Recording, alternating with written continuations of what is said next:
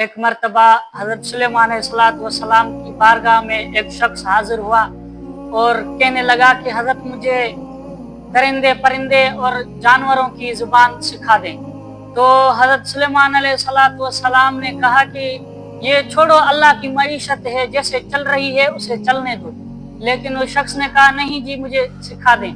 تو حضرت سلیمان علیہ السلام نے اسے سکھایا۔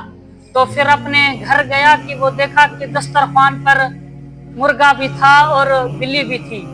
تو مرغے کو بلی کہنے لگی کہ چھوڑو، یہ مجھے کھانے دو، جو بچا ہوا کھانا ہے تجھے تو مالک اپنے ہاتھوں سے بھی کھلا دیتا ہے، کل ویسے ہی یہ جو گائے کھڑی ہے اس نے مر جانا ہے، کل اسی کا گوشت جو ہوگا تم وہ کھا لینا۔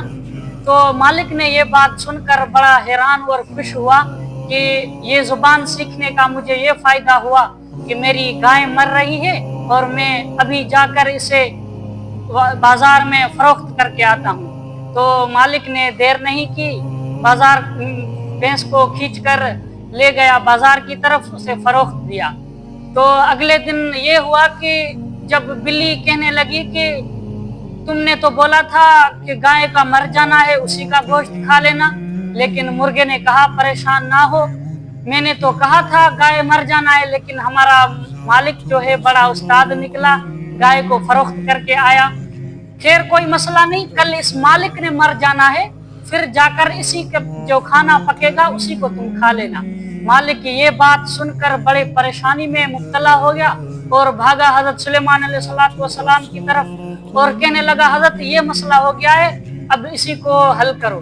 تو حضرت سلیمان علیہ السلام نے کہا میں نے تو آپ کو بولا تھا کہ یہ اللہ کی معیشت ہے، جس طرح سے چل رہی ہے اسے چلنے دو، لیکن حضرت آپ نے یہ بات نہیں مانی۔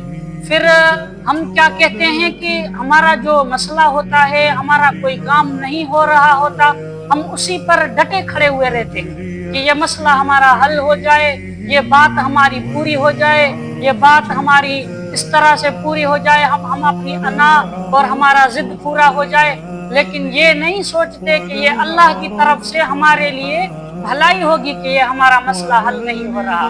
تو بھائیو دوستو، جو ہمارا مسئلہ حل نہیں ہو رہا اسی کو اللہ کی بارگاہ میں چھوڑ دیں، اللہ ہمیں اس سے نعم البدل زیادہ عطا کرے گا اللہ تبارک و تعالیٰ۔